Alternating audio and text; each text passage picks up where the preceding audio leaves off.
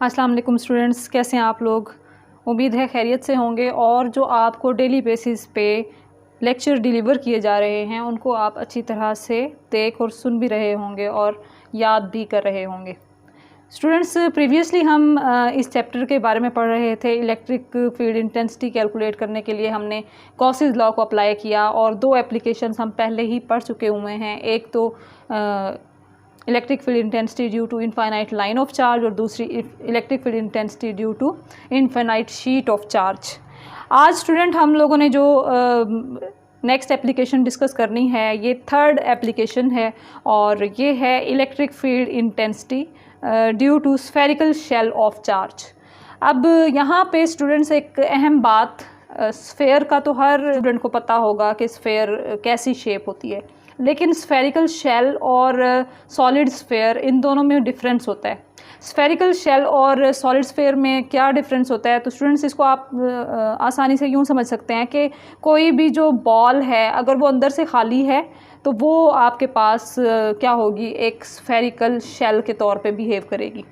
यानी कोई भी स्फेयर जो अंदर से बिल्कुल खाली है वो होगा स्फेरिकल शेल, और कोई भी स्फेयर जो अंदर से फिल्ड है, भरा हुआ है, जैसे आप तरबूज की एग्जांपल ले लें, तरबूज जो है वो अंदर से बिल्कुल भरा हुआ होता है तो वो एक स्फेयर, सॉलिड स्फेयर के तौर पे बिहेव करेगा।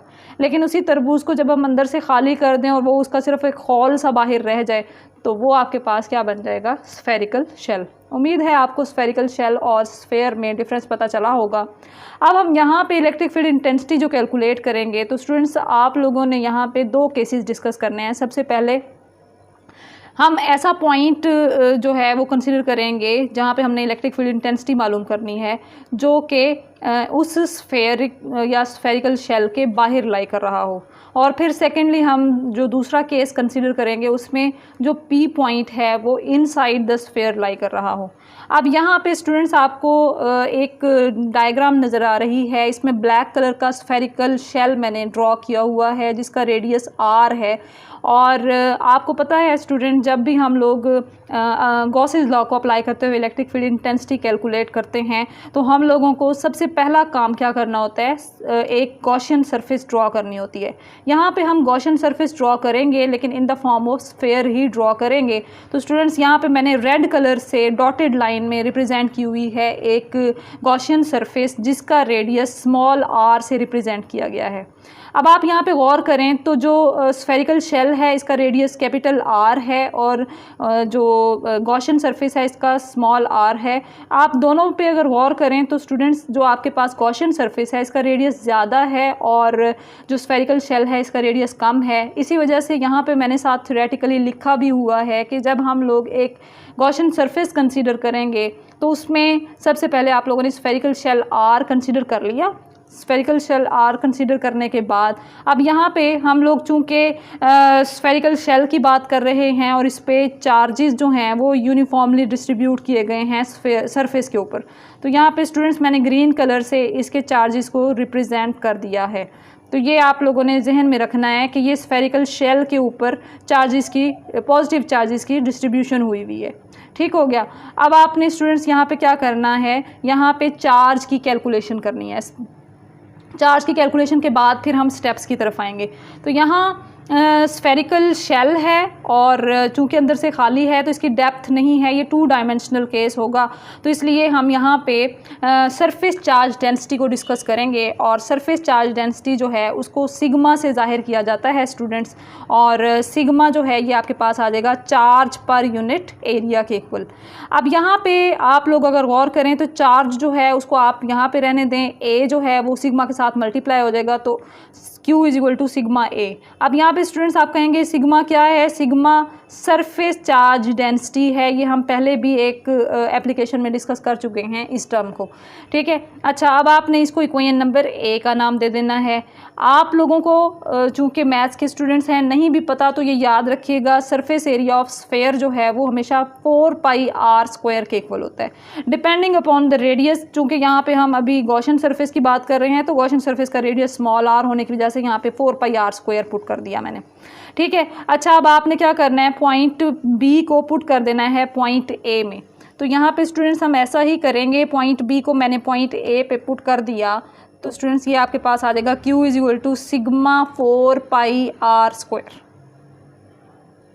तो ये स्टूडेंट्स हमने चार्ज की कैलकुलेशन कर ली है, और ये चार्ज की जो कैलकुलेशन है ये दोनों सूरतों में होगी, यानी आपका जो पॉइंट है वो विद इन द स्फेयर जो है वो लाई कर रहा हो या आउटसाइड द स्फेयर लाई कर रहा हो। आपने दोनों केसेस में जो है ना यही इक्वेशन चार्ज की जो है वो उसको यूज़ करना है।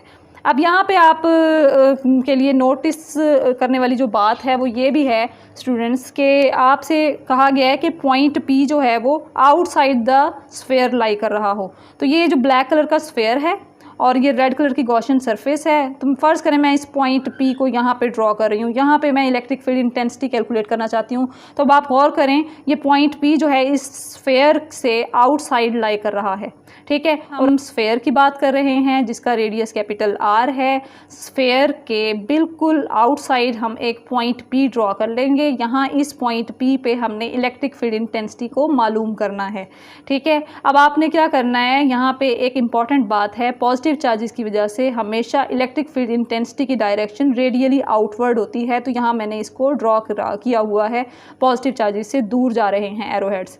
और एरिया वेक्टर हमेशा किसी भी सरफेस के परपेंडिकुलर होता है डायरेक्शन में, तो ये एरिया वेक्टर हो या इलेक्ट्रिक फील्ड इंटेंसिटी ये दोनों क्या हो जाएंगे, सेम डायरेक्शन में पैरेलल हो जाएंगे। इस वजह से स्टूडेंट्स आपने जहन में रखना है कि यहाँ इन केसेस में हमारे पास इलेक्ट्रिक फील्ड इंटेंसिटी और एरिया वेक्टर जो हैं इनके दरमियान एंगल कितना हो जाएगा, 0 डिग्री। ये जहन में रखिएगा। चूँकि ये डायग्राम यहाँ पे सामने मेरे थी तो मैंने आपको ये केस पहले ही बता दिया। अभी हम कैलकुलेशन की तरफ चलते हैं। जी स्टूडेंट्स, अब हम लोगों ने चार्ज की कैलकुलेशन के बाद क्या करना है, हमने एक गॉसियन सरफेस इमेजिन कर लेनी है, जैसा कि मैं अभी डायग्राम में आपको दिखा रही थी, जिसको रेड कलर से डॉटेड लाइन कलर से मैंने रिप्रेजेंट किया हुआ था। एक गॉसियन सरफेस इमेजिन करेंगे in the form of sphere, और इस तरह से इमेजिन करेंगे जिसका रेडियस स्मॉल r होगा, और स्मॉल r जो होगा वो ग्रेटर देन होगा कैपिटल R। अब कैपिटल R क्या है, रेडियस ऑफ स्फेरिकल शेल, और स्मॉल r क्या है, गॉसियन सरफेस का रेडियस। अब हम स्टूडेंट्स इसमें वही स्टेप्स फॉलो करेंगे जो हम लोगों ने एप्लीकेशन ऑफ गॉसेस लॉ में किए थे। अब सेकंड स्टेप में हम लोग इलेक्ट्रिक फ्लक्स कैलकुलेट करते हैं। जी स्टूडेंट्स, अब हम लोगों ने सेकंड स्टेप्स में क्या करना है कि गॉसेस लॉ को अप्लाई कर देना है, और गॉसेस लॉ का फार्मूला आपके पास क्या होता है, Q divided by epsilon not. इसको आप इक्वेशन नंबर 1 का नाम दे देंगे। उसके बाद स्टूडेंट्स अब हम लोगों ने क्या करना है, इलेक्ट्रिक फ्लक्स कैलकुलेट करने का सेकंड फार्मूला क्या है, surface integral E dot dA। ये भी हम लोगों ने प्रीवियस एप्लीकेशंस में अप्लाई किया था। अब आप यहाँ पे गौर करें, E यानी इलेक्ट्रिक फील्ड इंटेंसिटी और एरिया वेक्टर के दरमियान एंगल हम देखेंगे, और अभी मैं आपको बता चुकी हूँ कि एंगल जो है इलेक्ट्रिक फील्ड इंटेंसिटी और एरिया वेक्टर के दरमियान कितना था, 0 डिग्री, क्योंकि सेम डायरेक्शन में थे दोनों। तो इस वजह से हम EDA कॉज ऑफ 0 डिग्री लिख देंगे, और कॉज ऑफ 0 डिग्री कितना होता है स्टूडेंट्स, 1 के इक्वल। तो हमारी ये कैलकुलेशन होने के बाद आंसर हमारे पास आ जाएगा सरफेस इंटीग्रल EDA के इक्वल।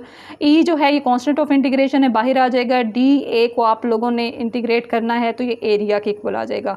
इसको आप इक्वेशन नंबर 2 का नाम दे दें। अब आपने स्टूडेंट्स क्या करना है, लास्ट स्टेप आपने कंपैरिजन करना है equation number 1 which is equal to phi is equal to Q over epsilon naught, और equation number 2 which is equal to phi is equal to EA। अब आपने दोनों को स्टूडेंट्स क्या करना है, कंपेयर कर लेना है। कंपेयर करने के बाद ये आपके पास आ जाएगा EA is equal to Q over epsilon not, क्योंकि दोनों की लेफ्ट हैंड साइड्स इक्वल हैं तो राइट हैंड साइड्स भी क्या हो जाएंगी, इक्वल। तो EA Q over epsilon not के इक्वल आ जाएगा। अब आपने यहाँ से इलेक्ट्रिक फील्ड इंटेंसिटी का फार्मूला अप्लाई करना है, यहाँ से फाइंड कर लेनी है। एरिया जो है स्फेरिकल सरफेसेस के लिए वो 4 पाई r स्क्वायर के इक्वल होता है, तो आपने एरिया की जगह पे क्या लिख देना है, 4 पाई r स्क्वायर। E की जगह पे E आ जाएगा, Q ओवर एप्सिलॉन नॉट। यहाँ हम दरअसल फाइंड क्या करना चाह रहे थे, इलेक्ट्रिक फील्ड इंटेंसिटी। तो आपके पास इलेक्ट्रिक फील्ड इंटेंसिटी का फार्मूला किसके बराबर आ जाएगा, 1 over 4 pi epsilon not Q divided by r square. और इसकी वेक्टर फॉर्म अगर हम लिखना चाहें स्टूडेंट्स, आपको पता है इलेक्ट्रिक फील्ड इंटेंसिटी एक वेक्टर क्वांटिटी है, तो इसलिए इसका वेक्टर फॉर्म आ जाएगी 1 over 4 pi epsilon not Q divided by r square multiply by r unit vector. ठीक हो गया स्टूडेंट्स, हमने आज के टॉपिक में क्या डिस्कस किया है, स्फेरिकल शेल जो है उसमें हमने इलेक्ट्रिक फील्ड इंटेंसिटी कैलकुलेट की है, लेकिन पॉइंट पी जो है जो कि आउटसाइड द स्फेरिकल शेल लाई कर रहा था वहाँ पर। अब हम जो नेक्स्ट लेक्चर में डिस्कस करेंगे वो पॉइंट पी जो है वो इनसाइड द स्फेरिकल शेल लाई करेगा। तब किस तरह से हम लोगों के पास इलेक्ट्रिक फील्ड इंटेंसिटी कैलकुलेशन होगी वो नेक्स्ट लेक्चर में हम जानेंगे। तो इंशाल्लाह स्टूडेंट्स मुलाकात होगी नेक्स्ट लेक्चर में, तब तक के लिए अल्लाह हाफिज़।